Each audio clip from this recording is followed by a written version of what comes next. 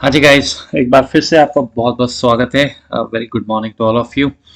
Okay, so आज दो questions हैं हमारे पास, एक एक्सेल का है और एक वीबीए का है। दोनों ही बहुत बढ़िया क्वेश्चंस हैं और क्योंकि वो बढ़िया हैं इसलिए मैं आपके सामने ये दो क्वेश्चंस लेके आया हूँ। तो नए नए स्टूडेंट्स को भी बहुत बहुत शुभकामनाएं। इस चैनल पर बहुत सारे वीडियोस हैं, प्लीज़ देखिएगा। 12-13 अलग अलग टॉपिक्स हैं डेटा एनालिटिक्स के।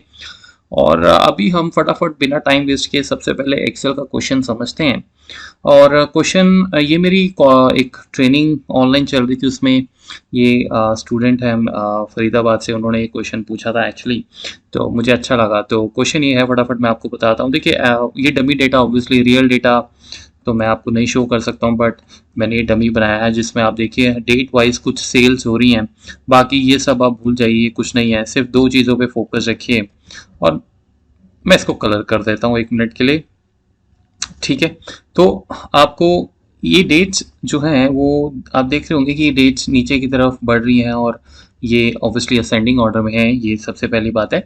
और ये डेट्स जितनी मर्जी हो सकती हैं, उससे हमें कोई दिक्कत नहीं है, और उनकी सेल्स का एक रिकॉर्ड है। ठीक है, सो अब हमें करना क्या है, सबसे पहले ये कलर थोड़ा सा कुछ ज़्यादा ही शाइनी हो गया, मैं कलर चेंज करता हूँ। यस, सो देखिए हमें एक्चुअल में करना क्या है कि आप ये चाहते हैं कि इन डेट्स में से लास्ट के जो 3 डेट्स हैं, लास्ट के लेटेस्ट, जी हाँ लेटेस्ट। लेटेस्ट मतलब कि अगर यूजर कहता है फॉर एग्जांपल कि 1 जनवरी से लेके let's say 3 January for example, ठीक है, या मान के चलें कि 1 जनवरी नहीं है, लेट्स से ये हो गया आपका लेट्स से 10 जनवरी से, और ये 13 जनवरी, 3 दिन का। तो ये डेट्स जब यूजर डालेगा तो उसको लास्ट के 3 डेट्स का आइटम्स का एवरेज चाहिए। यानी कि इस डेट के अकॉर्डिंग यहाँ पे जनवरी नहीं है, फॉर एग्जांपल मैं चलिए यहीं से उठा लेता हूँ कुछ, लेट्स से 29 मई है आपकी डेट, और 29 मई के साथ 3 दिन का डेटा हमें देखना है, पिछले 3 दिन का। अगर मैं 29 डालूंगा तो उसके पिछले 3 दिन उस डेट को काउंट करते हुए हमें उसका एवरेज चाहिए सेल्स का। ठीक है, ऑटोमेटिक। लेकिन एक और इसमें ट्विस्ट है, वो ये कि उस डेट को सैटरडे या संडे नहीं होना चाहिए। अगर सैटरडे संडे है तो ऑटोमेटिकली आपका जो फॉर्मूला है वो उस डेट को निगलेक्ट करके, इग्नोर करके पिछली वाली डेट जो है वो पिक कर ले। इसका मतलब ये हो गया कि 29, 28 और 27 जैसे हमारे पास डेट्स हैं। ठीक है, तो लेट्स से मैं कहता हूँ कि 29 ये हमारे पास डेट है, और लेट्स से इस तरह से बैकग्राउंड में कैलकुलेशन होनी चाहिए। क्वेश्चन समझना बहुत ज़रूरी है, मुझे भी थोड़ा टाइम लगा था इसको समझने में। जैसे सपोज ये है, अब मान के चलें कि किसी एक डेट को सैटरडे हो गया।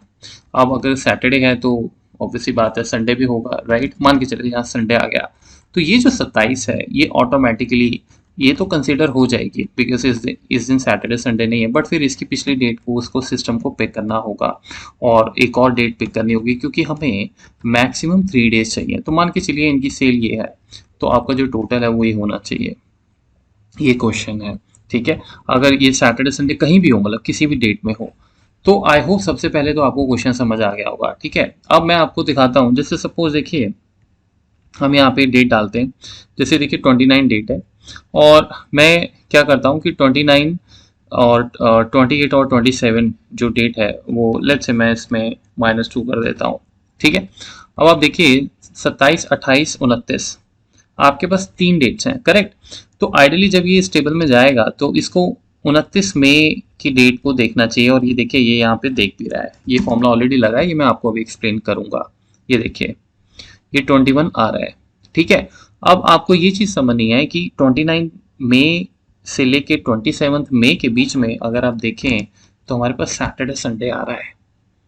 यहाँ पे हम फंस जाएंगे, क्योंकि अगर सैटरडे संडे आ रहा है तो इसको ऑटोमेटिकली पिछले 2 डेट्स को पिक कर लेना चाहिए था, क्योंकि हमें लास्ट के 3 डेट्स चाहिए। 3 डेट जो यूज़र एंटर कर रहा है उससे पिछले 3 दिन मतलब। तो इसका सोल्यूशन ये है कि सबसे पहले एक काम कीजिए, पहले आप अपनी डेट्स को सेट कीजिए। ठीक है, यहाँ पे इसको -2 ना करके आप डेट्स को बढ़ा दीजिए। लेट्स से मैं 5 कर देता हूँ। आपने जैसे ही 5 किया, अब आप देखिए ये आपके रडार में आ गई डेट्स, क्योंकि हमने अगर नंबर ऑफ डेज का जो डिफरेंस है वो बढ़ा दिया तो उसमें क्या है, अगर सैटरडे संडे आ भी गए तो उसको निकालने के बाद भी 3 दिन हमारे पास रहेंगे। तो मैंने 24, 25, 26, 27, 28, 29, 6 दिन है। 6 दिन में आपको अपने 3 दिन मिल ही जाएंगे, यानी कि इसको बफर में रखिए बस। ठीक है, इसको बेशक आप 15 भी कर सकते हैं, कोई फर्क नहीं पड़ेगा, क्योंकि सिस्टम ऑटोमेटिकली जो करेगा वो ये करेगा कि वो इस पूरी रेंज में, जैसे अभी आप देखिए ये हमने फॉर्मूला इस तरह से बनाया है। अगर मैं 29 तारीख से देखूं 24 मई तक का, तो इन दिनों में आपके पास 4 सेल्स आ रही हैं, 21, 18, 17 और 16, 21, 18, 17, 16, राइट। अब आप यहाँ पे देखिए 21 जा रहा है, 18 जा रहा है, 17 जा रहा है, 16 ही जा रहा, ठीक है, और इनका एवरेज होके निकल के आ रहा है, या सम जो भी आपको करना है, समझे आप। तो 16 क्यों नहीं आ रहा है, वो सारा सिस्टम हमने ऑलरेडी बना के रखा है। यानी यहाँ रेंज इस हिसाब से देंगे कि सैटरडे संडे कहीं आ भी गए तो 2 दिन माइनस होके भी हमें 3 दिन का डेटा मिल जाए। वो तभी हो सकता है जब आप इसको मिनिमम 5 दिन का डेटा रखें, क्योंकि उसमें 3 दिन, 2 दिन कट भी गए तो 3 दिन रहेंगे।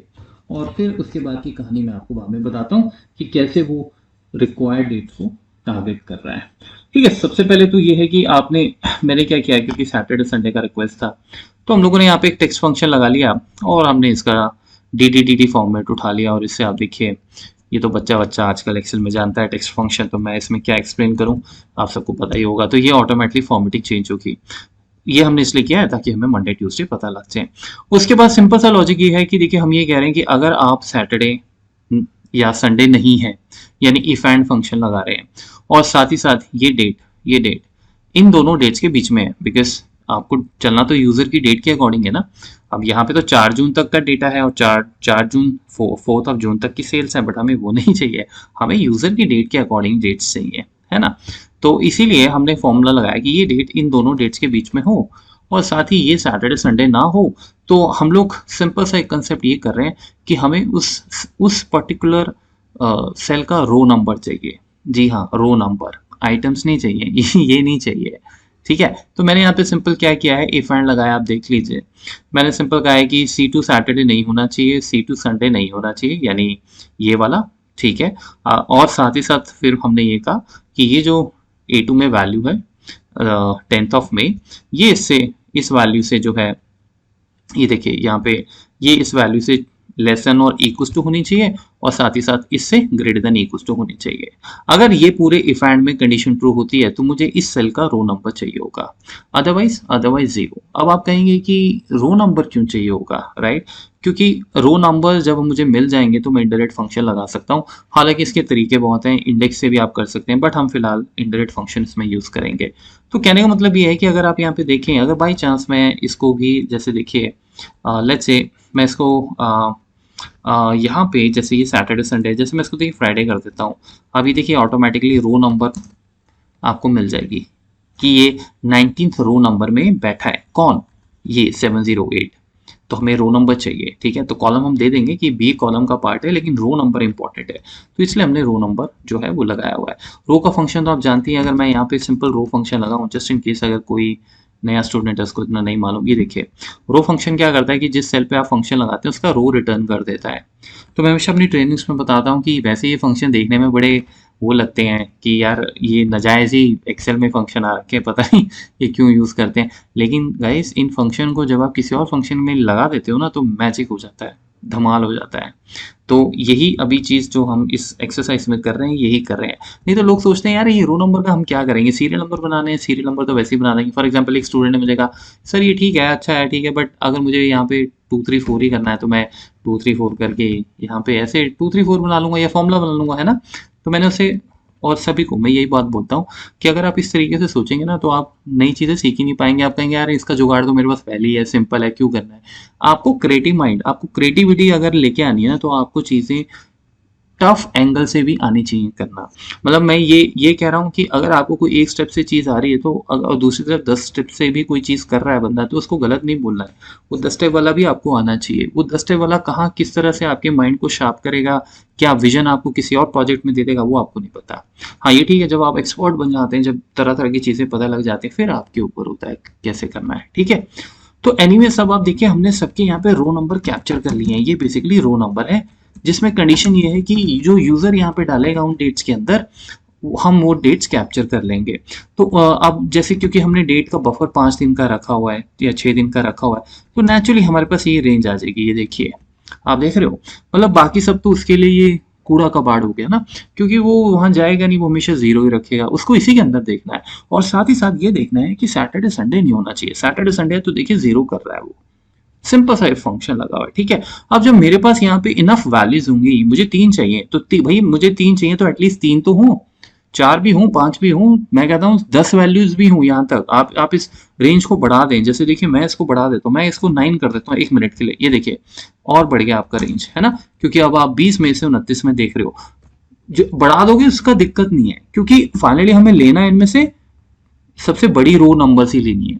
सबसे बड़ी मतलब सबसे बड़ी इसमें first largest number 21, second largest number क्या होगा इस रेंज में 18, थर्ड लार्जेस्ट क्या होगा 17। ऑटोमेटिकली जब आपको ये पता लग गया कि भाई इस रो में जो वैल्यू बैठी है वो ये उठानी है इनडायरेक्ट के थ्रू, और ये उठानी है और ये उठानी है, तो बात खत्म होगी, पीछे जितनी मर्जी वैल्यूज आती रही।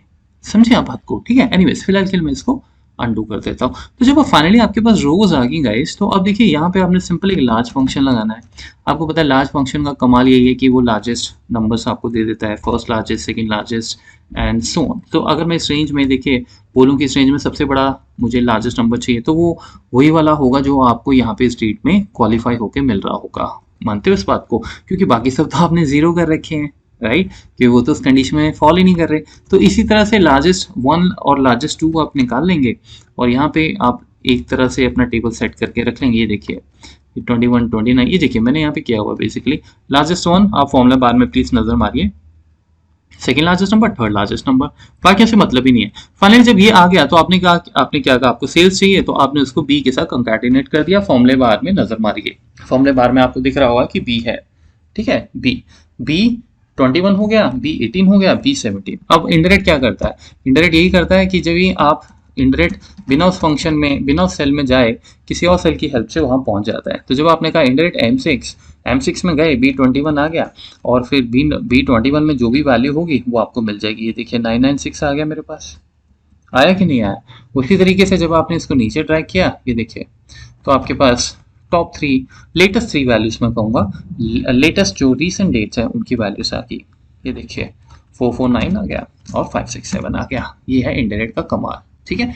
तो एनीवेज वही चीज़ हमने यहाँ की है। ये देखिए, ये यहाँ पे हमने इंडायरेक्ट फंक्शन लगाया हुआ है, ये भूल जाइए फिलहाल के लिए। इंडेक्स के थ्रू भी हम कर रहे थे, वो भी इजी है, लेकिन इंडेक्स के थ्रू ये किया, टॉप 3 वैल्यूज आ गई, उसका एवरेज आप यहाँ पे निकाल सकते हो, ठीक है। बहुत शानदार क्वेश्चन था, अच्छा क्वेश्चन था, तो मुझे लगा आप लोगों से शेयर करना चाहिए। तो यही सब हमारी ट्रेनिंग्स में, मेरी ट्रेनिंग्स में होता है, ठीक है। जिस दिमाग को, जो पुर्जे हैं जो ढीले हो गए हैं, ठीक है, या जो कभी यूज ही नहीं हुए, उनको किस तरह से बढ़िया तरीके से चलाना है, तो ये तभी होता है भाई जब आप ऐसे प्रैक्टिकल सिनेरियोस डिस्कस करो। अब इसके बाद कल ही एक्चुअली क्लाइंट का एक वर्कबुक देखा मैक्रोस का, वीबी की अब मैं बात कर रहा हूँ, तो उसमें क्या था कि उन्होंने अपने मैक्रो एक लगाया हुआ था, मैं आपको दिखाता हूँ, ये देखिए। तो मैंने वो देखा तो मुझे लगा ये क्वेश्चन भी आपसे शेयर करना चाहिए। मतलब इशू क्या है, इशू मैं आपको बताता हूँ सबसे पहले। देखिए एक एक्सेल मैक्रो की फाइल है, ठीक है। तो उन्होंने एक मैक्रो की फाइल क्या किया कि उन्होंने उस फाइल को ओपन किया, और ओपन करने के बाद हुआ क्या है कि वो फाइल की कुछ शीट्स डिलीट हो रही थी। जैसे ये देखिए, मैं आपको एग्जांपल देता हूँ, और वो शीट जो डिलीट हो रही थी उनको समझ नहीं आ रहा था, क्योंकि उन्होंने कहा कि ये शीट तो ऑलरेडी, जब लास्ट टाइम हम मिले थे किसी से उन्होंने बनवाई होगी, तो वो शीट ऑलरेडी एग्जिस्ट करती थी। फॉर एग्जाम्पल जैसे ये एक शीट है, टेम्पलेट आप देखिए, ठीक है। ये शीट उनको बार बार जब ये ओपन कर रहे थे डिलीट हो जा रही थी, उनको पता नहीं लग रहा था वो शीट कहाँ गई है, ठीक है। तो एक्चुअल में हो क्या रहा था कि देखिए, एक मैं आपको ये बताने की कोशिश कर रहा हूँ कि अगर आप मोटा मोटा क्या मैं बोलने की कोशिश कर रहा हूँ, अब मैं आपको सिंपल शब्दों में समझाता हूँ, ये सब छोड़िए। सपोज ये देखिए, मैं कहता हूँ कि भाई यहाँ पे मैं सपोज एक मैसेज बॉक्स डाल देता हूँ, ठीक है, मैसेज बॉक्स हाय, और बाकी सारी चीज़ों को हम क्या कर देते हैं, कमेंट्स कर देते हैं, ठीक है। मैं आपको 1 मिनट के लिए, लेट्स से ये कोई मैक्रो है, ये रन हो रहा है, और परेशानी आ रही है कि हम ये मैक्रो नहीं रन करना चाहते हैं, ठीक है, बिकॉज ये कुछ फाइल्स को डिलीट कर रहा है फॉर एग्जाम्पल। एनीवेज, अब ये एक मैसेज है, वर्कबुक ओपन इवेंट में आप सब एग्री करते हैं कि भाई इसको ओपन करती है मैक्रो रन होगा ही होगा, है ना। तो मैं वही चीज़ आपको एक बार दिखा देता हूँ। जैसे अब मैंने ओपन किया, अब जब आपने इसको ओपन किया तो कोई तरीका नहीं है, आप जितना मर्जी एस्केप की मार लें वो कोड रुकेगा नहीं, वो रन हो जाएगा। देखिए हो गया। तो मुद्दा ये आ गया था कि ये कोड हमें रोकना था बिकॉज इसमें लेट्स से कुछ चेंजेस करने हैं फॉर एग्जाम्पल। लेकिन अब कैसे करें? अगर आप गूगल पे थोड़ा सर्च मारोगे तो आप देखोगे शिफ्ट की प्रेस करके आप दूसरी एक्सेल से इस एक्सेल को अगर ओपन करवाओगे तो चल जाएगा काम। लेकिन मैंने वो देखा वो नहीं चल रहा है। शायद वो पुरानी एक्सेल वर्जन 2007 से पहली वर्जन्स में होता होगा। मतलब वो कह रहे हैं कि आप एक नया एक्सेल खोलो, वहाँ से यहाँ से फाइल में जाइए और ओपन कीजिए, और जब आप ओपन करेंगे लेट्स से वो फाइल शिफ्ट की प्रेस करके रखिए, शिफ्ट की, है ना। ये एक्सेस में तो चलता है, एक्सेस में भी ऐसे मैक्रोस होते हैं, वहाँ तो चलता है आज की डेट में भी। लेकिन ये नई वर्जन्स में नहीं हो रहा है। फिर गाइस उसके बाद मतलब वही चीज़ है कि अब ये काम तो करना ही था, वो कोड देखना ही था। तो उसके लिए हमने क्या किया कि आप किसी भी मैक्रो में जाइए, किसी भी एक्सेल फाइल में जाइए, कोई नई फाइल भी खोल लीजिए, लेकिन उसे सेव करना है, ठीक है। पहले उसमें एक मॉड्यूल इंसर्ट कीजिए, या इवन दिस वर्कबुक में भी आप जा सकते हैं, ठीक है। यहाँ पे एक कुछ भी मैक्रो लिखिए, नाम दीजिए जो मैं आपको बता रहा हूँ, और आप वहाँ पे इनेबल इवेंट्स को फॉल्स कर दीजिए। ये मैं आपको बता रहा हूँ सोल्यूशन, ठीक है, जिस तरीके से मैंने इस चीज़ को सॉर्ट आउट किया। ये जब इनेबल इवेंट्स आपने कर दिया तो आप इसको एफेक्ट करके इस तरह से रन करवा दीजिए, ठीक है। ये देखिए मैंने रन कर दिया। इनेबल इवेंट्स क्या होता है कि ये जो वर्कबुक ओपन है ये इवेंट ही होता है। अगर आप मेरे स्टूडेंट है तो आपको डेफिनेटली पता होगा, यूट्यूब पे भी अगर आपने वीडियो देखे हैं वीबी इवेंट्स के, बड़ी शानदार चीज़ है वीबी इवेंट्स। तो हमने इवेंट फॉल्स कर दिए। फॉल्स करने के बाद लेट्स से मैं इस फाइल सेव कर देता हूँ, ठीक है। ये फाइल अब मुझे सेव कर, मैं एक बार इसको सेव करके लेट्स से कहीं भी रख देता हूँ, let's say TTD for example, ठीक है। और इसका एक्सटेंशन चेंज कर देते हैं, ठीक है। तो ये मुझे किसी एक दूसरे एक्सेल फाइल में ही करना पड़ेगा ना, क्योंकि वो जो मेरी जो जिस फाइल में मैक्रो रन हो रहा है उसमें दिक्कत है, उसमें मैं ये नहीं लिख सकता हूँ। क्यों? क्योंकि मुझे उसको सेव करना होगा। तो सेव करने से बेसिकली हो क्या रहा है कि हम कोई भी चीज़ सेव नहीं करना चाहते हैं। वहाँ पे 4-5 let's say macro sheets delete कर रहा, तो एक बार सेव कर दिया तो वो शीट्स जो है वो डिलीट हो जाती है। मतलब आप वो सब छोड़िए, सिंपल सा पॉइंट मैं ये कह रहा हूँ, उसमें नहीं जाना, वो मेरा एक पर्सनल प्रोजेक्ट है। कंफ्यूज क्यों करना है आपको? मतलब आप हम किसी भी एक्सेल फाइल में जाएंगे, मैक्रो क्रिएट करेंगे, इनेबल इवेंट फॉल्स कर देंगे और उसको बाद में सेव कर देंगे फाइल को, जैसे कि मैंने यहाँ कर दिया, ठीक है जी। आप देखिए अब मैं इनेबल इवेंट से ये होता है कि अब वीबी के कोई भी इवेंट्स नहीं चलेंगे। ये बहुत ही खतरनाक चीज़ है, तो इसको ध्यान से यूज़ कीजिएगा, बिकॉज अगर कोई और फाइल आपने ओपन की तो वहाँ भी नहीं चलेगा ये। अब देखिए मैं इस फाइल को ओपन करता हूँ फॉर एग्जाम्पल, ठीक है। अभी मैंने कोई शिफ्ट की प्रेस नहीं की है, बिकॉज मेरा ये मानना है कि जब इवेंट्स ही फॉल्स हो गए तो फिर बचा क्या, है ना, बचा क्या रन होने को। तो अब आप देखिए कि यहाँ पर वो मैसेज बॉक्स आया जो हमने इसके दिस वर्कबुक ओपन में डाला हुआ था, नहीं डाला था ना, नहीं आया ना, नहीं रन होगा ना, यही कमाल है। तो अब क्या हुआ कि यहाँ पे ये अभी जो पूरा मैक्रो लिखा हुआ है ये रन नहीं होगा, जो भी आपने लिखा होता, खैर ठीक है। तो अब जब आपने उसके बाद इसको ठीक कर लिया तो इनेबल इवेंट्स को ट्रू करना मत भूलिएगा। कहने का मतलब ये है बिकॉज ये टेम्पररी हमने एडजस्टमेंट की थी, ठीक है। तो अब जब ये फाइल खुल गई है तो आप इनेबल इवेंट्स अपना कहीं से भी कोड में लिख के, क्योंकि एक बार जब आपने उस चीज़ को सही कर लिया तो उसके बाद फिर आप दोबारा से उसको इनेबल इवेंट्स को ट्रू कर सकते हैं। मेरा कहने का मतलब ये है, ठीक है। तो इनेबल इवेंट जो है वो आपका इस मामले में जो है वो हेल्प करेगा, ठीक है। वो शिफ्ट वाला की नहीं हेल्प करेगा। एटलीस्ट एक्सेल 2021 में तो यही हो रहा है। आई थिंक बाकी वर्जन्स में भी जो लेटेस्ट हैं उनमें भी शायद ये शिफ्ट की प्रेस करने से एक्सेल जो है वो ओपन नहीं होता है। मतलब अगर आपको उनके मैक्रोस को बिना रन के ओपन करना हो तो this is the way how you should actually go and do it. Alright, so thank you so much guys channel से जुड़ने के लिए, और वीडियोस पे लाइक डिसलाइक जो भी आपको करना है कीजिए, आई डोंट माइंड। लेकिन स्पेशली आप कमेंट्स सेक्शन में ज़रूर कुछ कमेंट्स छोड़ दीजिएगा, एक जेन्युइन कमेंट, एक जो आपको एक्चुअल में फील हुआ वीडियो देखने के बाद, फिर चाहे वो बुरा हो चाहे अच्छा। मैं अपने फीडबैक्स पॉजिटिव नेगेटिव हर चीज़ बहुत ही कंस्ट्रक्टिव वे में लेता हूँ। Okay, so thank you so much, मिलते हैं।